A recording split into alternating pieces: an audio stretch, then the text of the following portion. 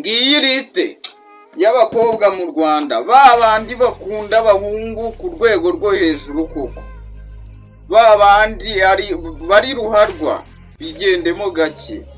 Uwa mbere Monique, Florence, Mushime, Lokasi, Gihozo, Kalisa, Keza, Sifa, Jeannette, Gaju, Shania, Kamikazi, Isimbi, Muhoza, Adeline, Alisa, Chantali, n'umwamikazi wabo wa wundi ukunda abahungu ku rwego rwo hejuru ariwe bita